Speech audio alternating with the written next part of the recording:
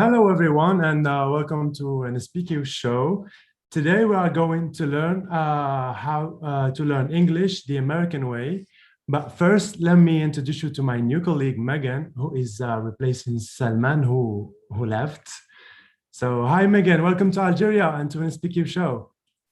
أهلا وسهلا يا الجزائر. Very happy to be here to co-host today. I'm so happy to meet all of you. So, and of course, I'm joined by my co-host, Badis. We have to give him some spotlight over here.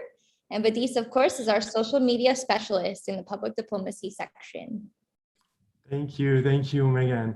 Megan, you will notice very soon how Algerians love the English language and how they want to learn it. And the learning process in Algeria is very different from the one in the US. And today's guest is going to tell us more about it. So welcome, Ariella Knight. How are you doing? Hello, thank you so much for having me. I'm doing great. I'm happy to be here. How are you both? All good. Doing great, alhamdulillah. We're so excited to have you here today to talk with you about your experience setting up the American Institute, a private school here in Algiers. Well, thanks so much for being on today. Absolutely. Can you tell us more about the American Institute, about the program and everything? Sure. So I'll introduce myself a little bit for people who are seeing me for the first time. My name is Ariella Knight. I am an American and I moved to Algiers in the fall of 2018. I came through the Fulbright scholarship. So I came as an English teacher and I taught 1 year of English at the U.S. in بالطريقة at the teacher training college. It was a great experience.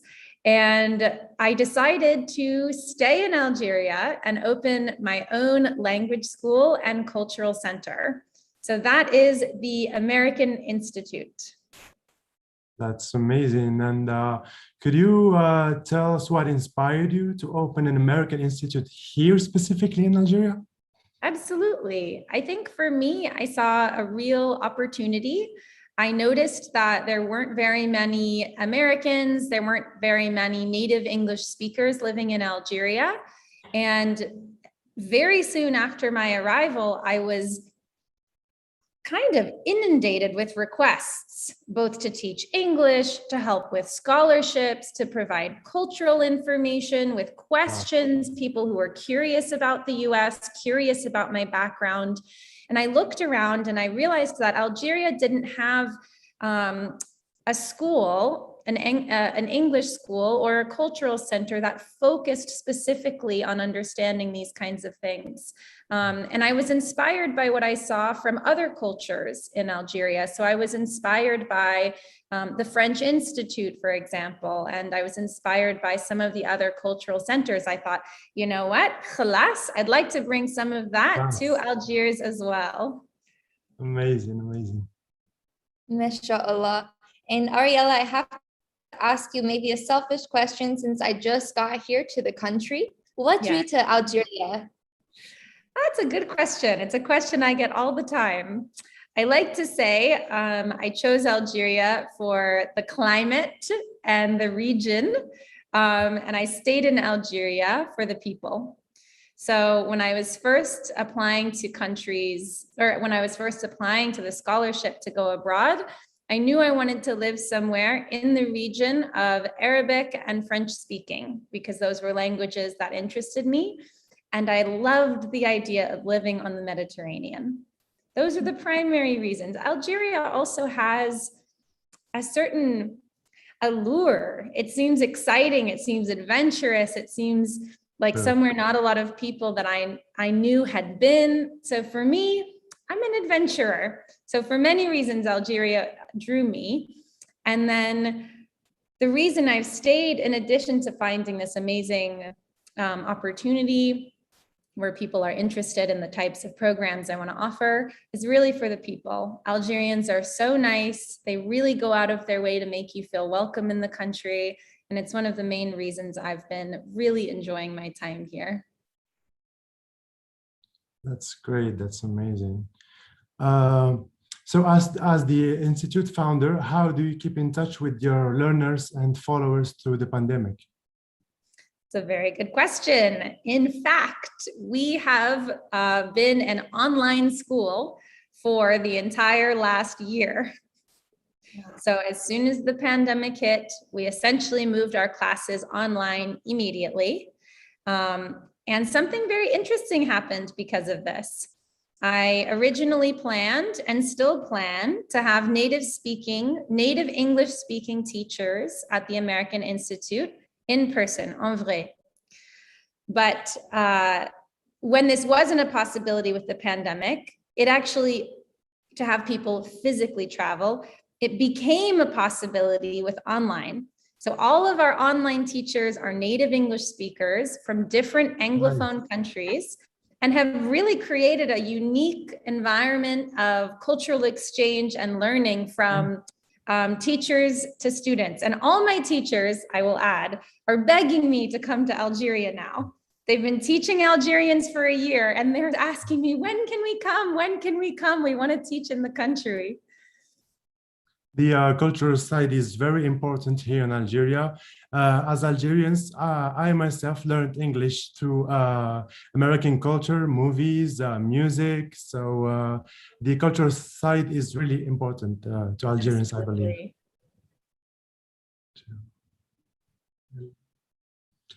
Can you tell us? Sorry, Megan?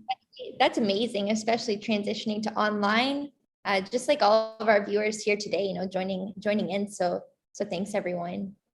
And I would love to, jump back in the timeline. What was the process of opening your school up like? Can you tell us a little bit about how you started your school here? Sure. Well, for other people who ask me, should I start a business in a country that I'm not from, I usually say, make sure you really want to. There's just a lot of barriers that make it quite challenging. The big one for me is that I don't speak fluent Arabic, and a lot of the paperwork required for opening a business in Algeria is in Arabic. So I followed the same steps to open a business as other entrepreneurs in Algeria. I essentially created our company statutes. We went to get a company registrar. It's funny, I'm searching for the word in English because the whole process is in French. So, registre de commerce, statut. You open a bank account, you create a dossier with the tax administration. So the steps I followed were truly the same as anyone opening a business in Algeria, with an extra challenge. I will say 2 extra challenges. One, anybody who is opening a business in a country they're not from, there's always going to be confusion, things you don't know about, things that are unfamiliar to you. This is truly where the kindness of Algerians made all the difference. People really stepped up to help me, to guide me, to inform me, to translate for me. The second challenge, I will say, is actually in being American. We have a very unique business culture in America.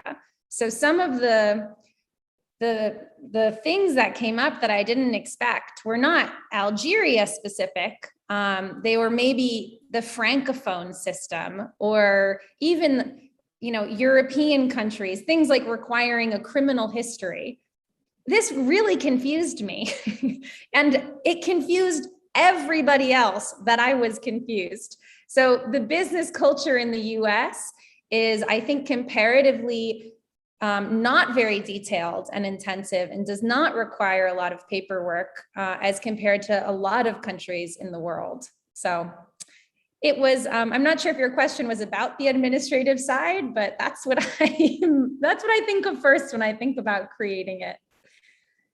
No, that's amazing. And I know a lot of maybe our viewers, but a lot of people interested in starting a business. I think that's a really valuable perspective. Thanks for sharing. Sure, yeah. And people who are watching, please, if you have any questions, please send them to the chat and we are going to respond. And we actually do have one question in from the chat, so I'll go ahead and share. This is from Raouf Abdel Jafar. Thank you for your question. Hi, everyone. My question is, how are you contributing in the idea of switching to English at universities, considering that English is more useful and practical in engineering and research? So I'll share a little bit and then I'll kick it over to you, Ariella and Badis. I was going to say the embassy should start the answer for this one because you guys are more directly involved. Yes. Absolutely. So I'm really happy to report that U.S.Embassy Algiers recently signed an agreement with the Algerian government to really institutionalize English as a language that's used in higher education in universities. So that's something we're actively working on through a project called the Teachers College here in Algiers. Thanks for your question. We have the same idea. Yeah, and I will jump in and say that I think one of the reasons that I know one of the reasons I decided to open the American Institute in Algiers at this time is because of the huge wave towards English in the country. So the demand for high quality English at every level, including academic, research, and technical levels, is rising, and we need the resources to support that shift. And so I hope to be a huge asset to that by bringing the American Institute here to Algiers at this time.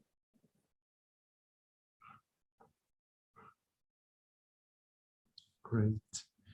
Ariella, could you tell us more about learning English the American way? What is specific about the American way? That's right. Let's get to the title of our live today. Learning English the American way. I love it. So before I go into this, I'd like to say one thing.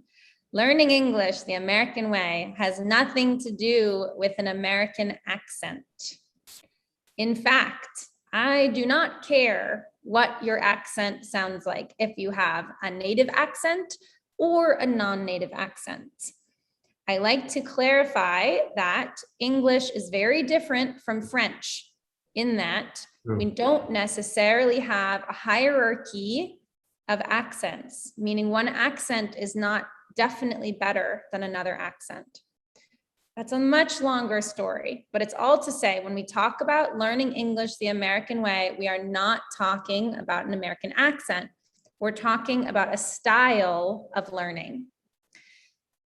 I've summarized, I have 4 points here that I'd like to say for the style of American learning. One is that it is very, very participation focused. The idea is that every student in the classroom needs to participate in every class and often needs to participate by speaking. In fact, this is so ingrained in American culture as something that we evaluate that in universities, sometimes in high schools, your grade will be negatively affected if you don't speak.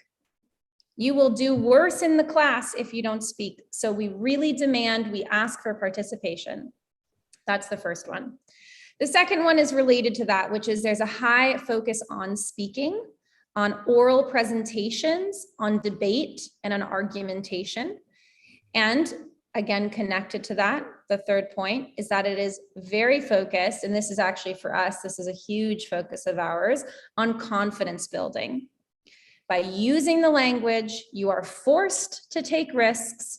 You're forced to face your fear of making mistakes by making those mistakes and surviving the horribleness of making the mistake. That builds the confidence to go back and speak again. And the last point is that there's a slightly different approach to correction. Rather than correcting every error, what we would call local errors or errors that are small. They don't change the meaning. They don't affect comprehension. Not every one of these local errors is corrected. And we pay special attention to the larger mistakes, what we call global errors, the ones that truly make it hard for me or for the teacher to understand. So it's a specific approach to correction that focuses on big mistakes and confidence building and letting some of the smaller mistakes go until you're at a higher level and you're ready to internalize that correction.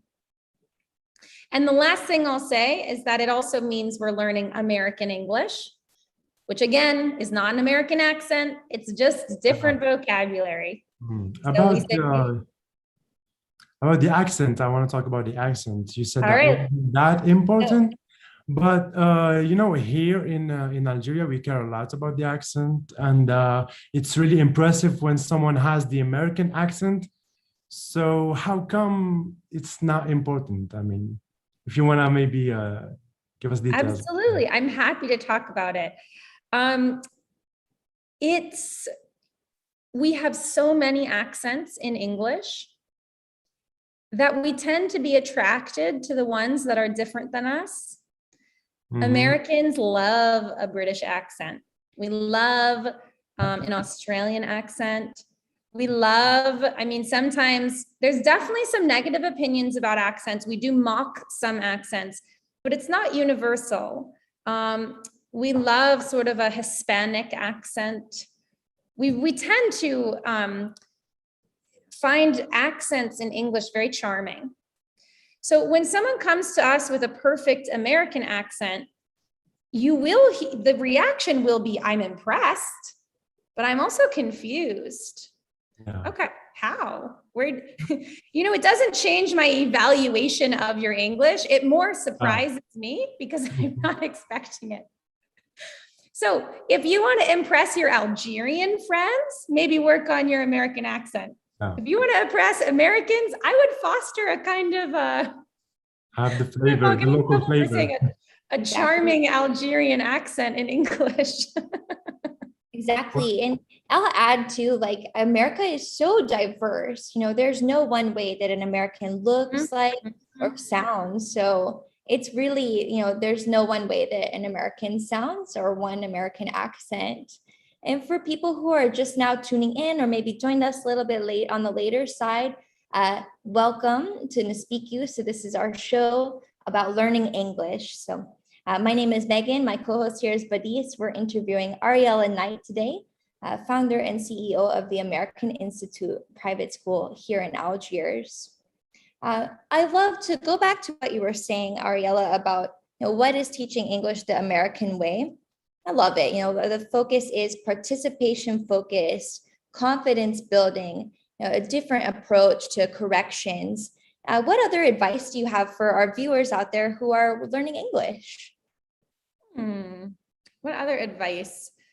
Well, I think the first piece of advice I will give, I will say, I think most Algerians are doing a great job of this compared to other countries, which is immerse yourself in the language. Watch movies, watch TV shows, listen to songs, watch YouTube videos.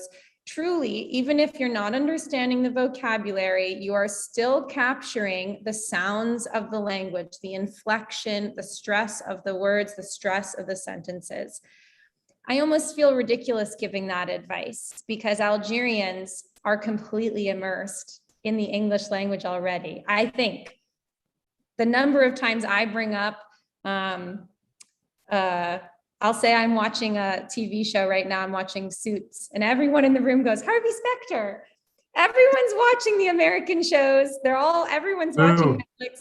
Yes, Badis knows. So the immersion part, the immersion part is already great. So if you're not doing the immersion part, that is very important. However, I think for most of you, the problem comes on the other side, which is the expression. I like to tell people that it will help your speaking to do some listening, but the only real way to work on and improve your speaking is by speaking. You cannot listen your way into being a good speaker. The same goes with writing. It will help your writing. It will definitely be useful and helpful to read. In fact, I encourage reading even earlier than you think. For me, I made this mistake when I'm a language learner. I wait too long to read. It can really help your vocabulary to start reading early. Okay, but reading will only go so far to helping your writing. So working on actual output, both speaking and writing, is very important. And if you come to me and you say, well, where do I speak and where do I write? Well, I know that the ACCA has many free activities for speaking. I know that there are English clubs all over Algiers. I know that there are virtual sessions where you can join in speaking. I know that many people have friends who also want to speak. The opportunities are there when you're ready for them.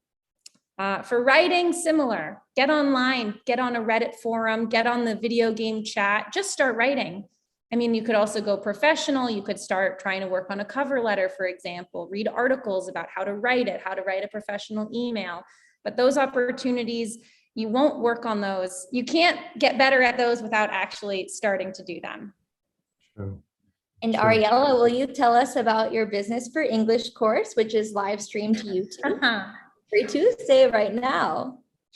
Absolutely. So I'm very happy to be partnering with the ACCA, offering a weekly business English class. So this is every Tuesday night from 8 to 9:30 p.m. for a period of 8 weeks. Last night was the third week, and we talked about how to write cover letters. So that means there's 5 weeks left. It's completely free to attend. And it's really an introductory seminar to different topics of business English. So far, we've covered business vocabulary, resume writing, and cover letters. Next week is interviews, how to do and prepare for a business interview. And we have a networking session, elevator speeches, a couple of other fun ones coming up. So don't miss it. Did you say spoiler alert? It's public. The program is public. But I will say the last number I got from the embassy was there's over 30,000 people registered and there's only 500 spots. Yeah. So you have to be very motivated. You sign into the link early and you reserve your spot in line, and inshallah, you get into the room. Otherwise, the recordings are put on YouTube. You can watch afterwards. Great. Exactly. But everything is uploaded to YouTube, and so it's free for everybody to check out. Wow, mashallah, our free English learning resource going on right now. Amazing. Ariella, you talk later on about yourself learning languages. So could you give us any tips on how you learned French and Arabic? It's a good question. Well, I'm still very much a learner in both of these languages. I'd say I gave one of my biggest tips, which is to read earlier than you think you can. I think we wait to read because we think it's boring and because we think it's hard. But I really think there's nothing better for vocabulary than reading, especially if you're considering taking an exam. If you say to yourself, one day I want to pass the IELTS, one day I want to pass the TOEFL, just start reading now. You can start with anime, you can start with, I don't know, maybe some internet things, but get yourself reading, find something that interests you. It will do wonders for your vocab. What else? I think for me, you know, I love to teach. I like to think I'm a good teacher. I'm not the best student. And I say that because I struggle with perfectionism. I always have. I don't know if I always will, but it is hard to be a language learner if you are a perfectionist, because it really interrupts the confidence building process. And confidence and comfort with making mistakes or sounding silly, they're so important when you're learning a language. Sure. I'm sure, Badis, you can speak to this as well. Anyone, and Megan, any of us learning new languages, you have to be okay with sounding a little dumb, with making a mistake. with realizing an hour later, oh my God, I used the wrong word the whole day. And for me, it's something I really struggled with, and I still do struggle with, much less because now that I know the science of language learning, I realize, oh my gosh, this is actually even worse than I realized. This is the main reason we don't master languages, is perfectionism. So that's my big advice, is to try to work on that as well. True, and I'm sure that being with native speakers here in Algeria might have helped you. It was the case for me before I started working here at the U.S. Embassy. I thought I had an amazing English level, and then I got here and I started talking to Americans, and starting to not knowing what I losing my English, and through the weeks and months I started to get used to it. So I'm sure it's helpful for you as well.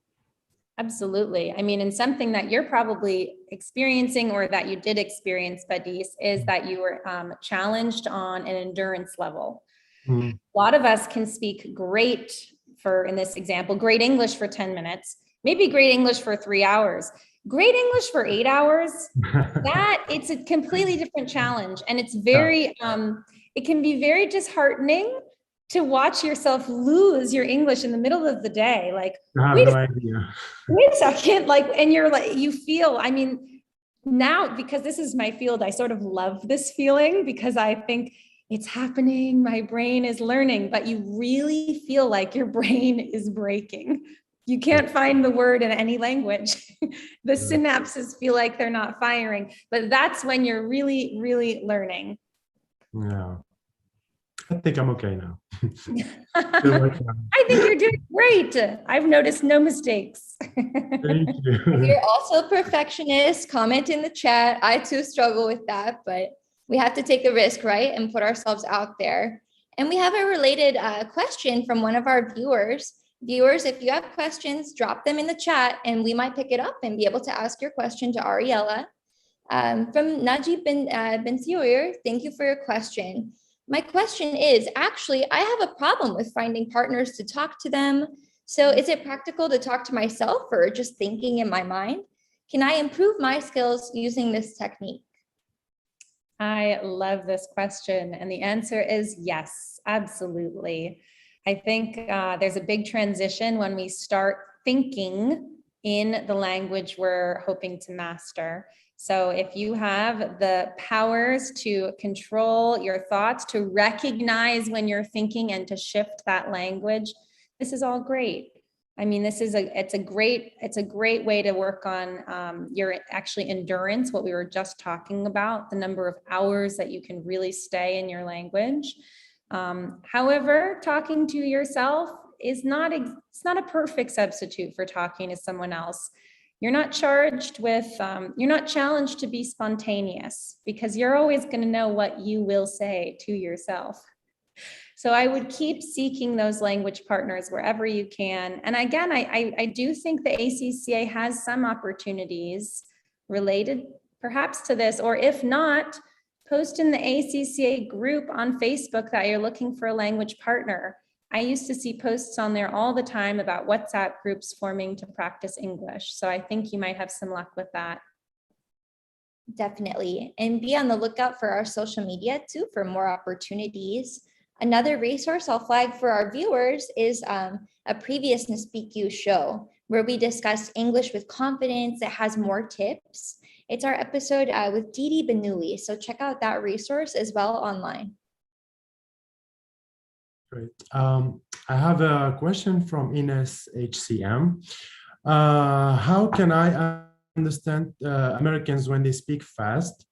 By the way, I understand them, but when they speak fast, I don't. So yeah, that can be challenging. I get it. I'm sure Badis has a lot to say on this. Well, it's particularly bad when two Americans are talking to each other and the speed really picks up. Oh yeah. So the trick is that we're not actually speaking quickly. We are dropping letters. And this is unique to the American accent. I'll give you an example. If we're eating dinner and I'm in England, and yes, you have permission to mock my British accent, it's quite terrible. But we're eating dinner and I say to the person on my right, I say, can you pass me the salt and pepper? Salt and pepper. I'm saying salt and pepper in a terrible British accent. But what you hear is that you completely hear the word and. Salt and pepper. You hear the A and you hear the D. You also hear the T on salt. There's a lot of emphasis on the different letters. Now, in American English, I'm going to ask you for the salt and pepper. Salt and pepper. Some people say you completely skipped the word and. Nope, I didn't skip it. What I did is I took off the D and I took off the A. All that remains is a little N.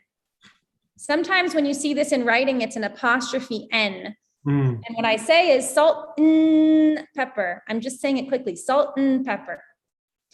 So when an American is speaking fast, what they're really doing is they're cutting their words short. And it's almost always these connecting words. The best advice I have for you is to try to listen to a lot of American shows to start to understand what words we cut short. So you just wanted to make it harder for us. Yes, it's specifically to make life really hard for language learners. Thank you, very grateful. But it's also why when people say to me, how come I understand you? They say to me, I understand you when you teach, but if I see you speak with someone else, I can't understand. And you have the impression that the speed of the language has suddenly gone up. It's true, maybe the speed has gone up a little bit, but in general, when Americans are speaking to someone who doesn't speak English as a first language, we slow down and we start pronouncing all of our syllables. I don't know if that's advice, it's more an explanation, but maybe there was some advice tucked in there. Another piece of advice I have is, you just have to ask for clarification, and that's okay. And really putting yourself out there to ask those questions. So right now I'm learning French. I'm also going to start lessons for Darija. And I have my set stock 3 ways that I ask people to clarify. And I've practiced those questions over and over again. So, pouvez-vous clarifier, s'il vous plaît? I could say it in my sleep, I think. It's just being able to say répétez, s'il vous plaît? Will you please, just say it again? And just have those memorized cold. That's really the best way sometimes. And then whoever you're talking to says, oh yeah, I should phrase this a little bit differently, maybe. True. Asking for clarification, I totally get that. At the office, I have my colleague Emily. She has a journalism background, so she uses very premium, high-level English sometimes. I'm like, can you please explain? So I'm learning new words, new expressions, and metaphors on a daily basis. So yeah, that also helps to ask. What other questions do you have, viewers? Drop them in the chat, and we'll see if we can get to them. Yes. So, Ariella, can you tell us about the next session? What it's going to be about? Of the business English class. Yeah. Sure. So the next session is going to be about interviews. Typically, the business English class is focused on business, but the information provided will also be useful for those of you applying to scholarships.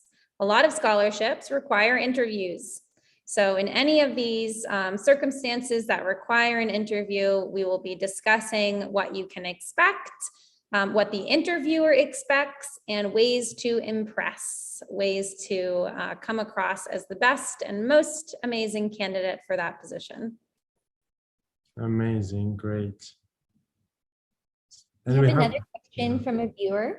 So this one is from Munir Huash. Thank you so much for your question.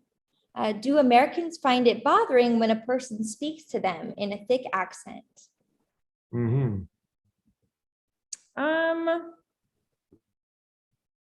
I can't think of a time I've ever felt bothered. I mean, it's interesting, right? Megan and I both live outside of America. So we're the last people who would be bothered.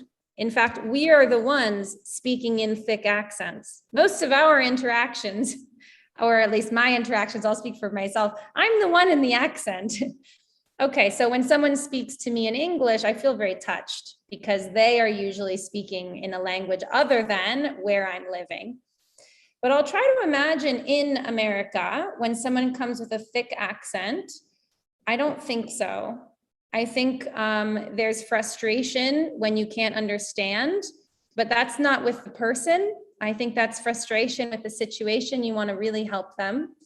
I'd say in America, I've had a few different situations where someone comes up to me and they say, in Spanish, they say, do you speak Spanish? And I say, no, I'm so sorry. And I can say, lo siento in Spanish, but I don't.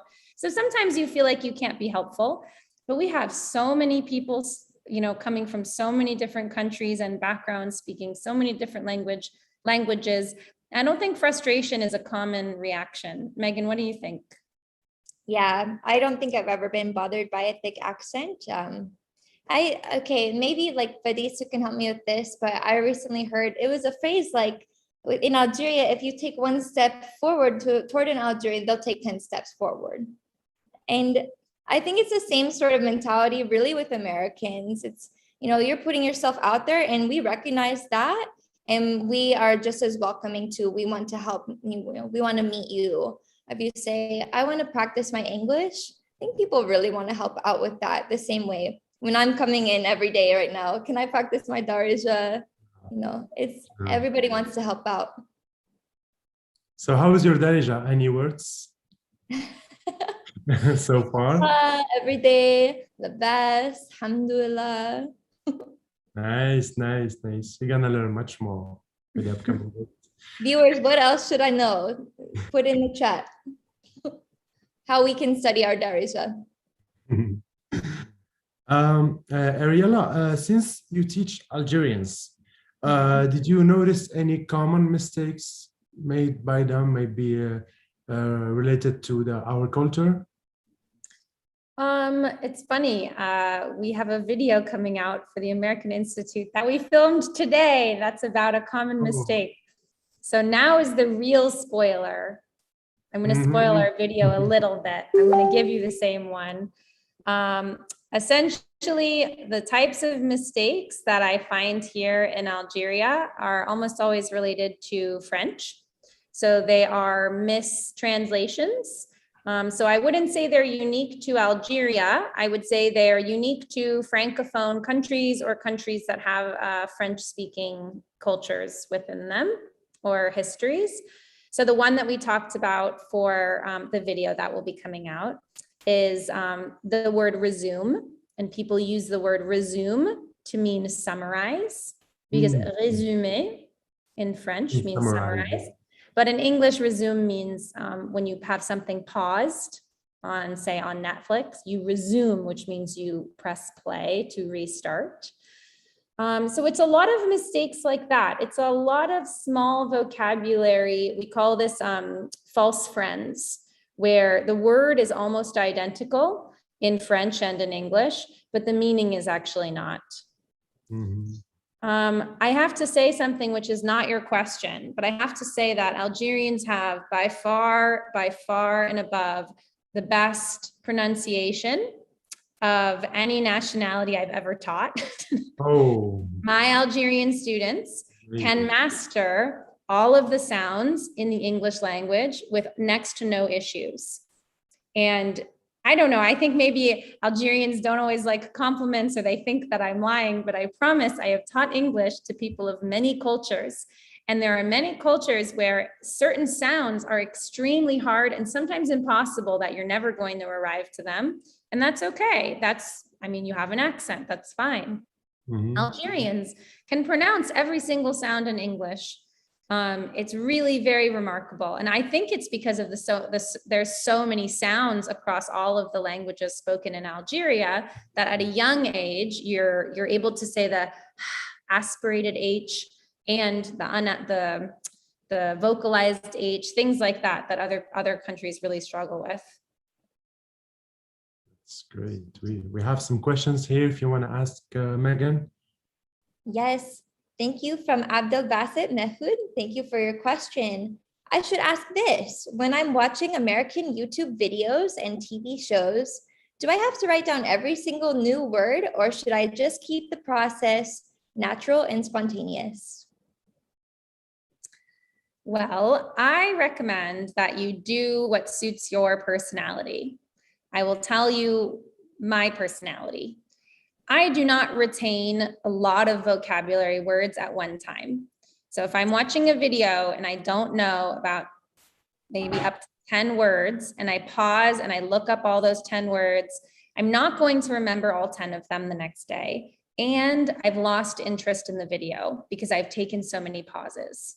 So I have the approach where I write actually nothing down. And I try to use my best knowledge of context to understand the vocabulary. What happens is that I start to really identify vocabulary words that are repeated, new vocab words that are repeated, that are used 3 or 4 times. When I've heard it for maybe the 4th time, then I pause, I look it up. So by the time I've finished the video or finished the article, I have just those main words that were used a lot. And I've started to retain them because every time I didn't know them, I had to search the context. But I give this not as a prescription because some people have amazing brains for vocabulary and they're not disturbed by pausing. So if it doesn't disturb you to pause, if you like to feel like you're taking more of an academic approach and you write your vocabulary and you study it, that's a perfectly fine system. But I encourage you, that is not the only system. Inundate yourself, you will pick up vocabulary whether you want to or not. True. I have a last question here. Karim Tahir. What does learning English the American way really mean? How is it different from learning English in Algeria, in France, or in England? Okay, so I think this goes back to what we talked about at the beginning, but I'm happy to repeat it because that's the topic of today's video. It's really about the educational approach that we have in the United States, a very specific classroom environment and style. So in the US, as I mentioned, we have a very strong focus on participation. And in fact, daily participation is sometimes equally important as your test score. So there's a huge emphasis on daily involvement in your classes. There's an emphasis on speaking, which I think goes without showing for participation, but even in terms of different types of speaking scenarios, such as debates, negotiations, persuasive speech, confidence building, and what was my 4th one, you guys? The error focus. Yes. So there's not as strong, I know, there's not as strong a focus on correcting every mistake.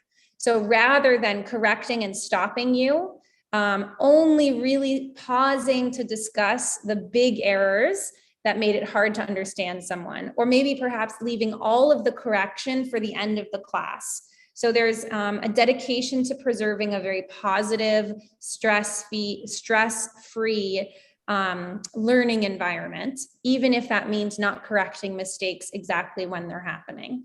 So that's what we do at the American Institute, and that's what we say is learning English in the American way or the American style. In addition to learning American English, like American vocabulary. That's wow, amazing. thank you so much for all of your tips today about learning English the American way. Any final words or takeaways to leave our viewers with? I mean, good luck, you guys. Marhaba bikum. You're welcome to come find us, to come see what we're doing at the American Institute. You're welcome to come join our business class.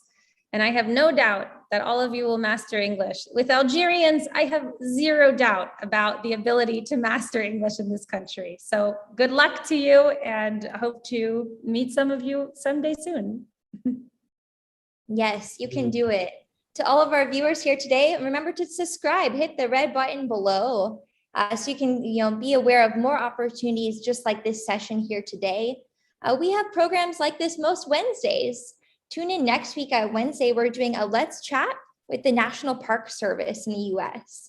So if you're interested in environment, that will be a really interesting session. Join us for that next Wednesday, as well as Ariella's continuing Business for English class, which is every Tuesday. It's open to a certain number of slots, but again, it's live streamed to YouTube. All of them are available online to access after. Lastly, follow us on Facebook for future online training opportunities as well. And again, thank you, Ariella, for your time today. Ariella Knight is the CEO and founder of the American Institute, an independent private school here in Algiers, separate from the embassy. She has really put in a ton of work to establish her school here. You can see how much she is doing to teach English here in Algiers. So we encourage you to check out the American Institute and their resources as well. But these, I'm hogging the floor. What did I miss? You mentioned you didn't leave me a thing. So next time. Yeah. Thank you very much, Ariella. It was really nice to have you with us today. Thank you for having me. I had a great time.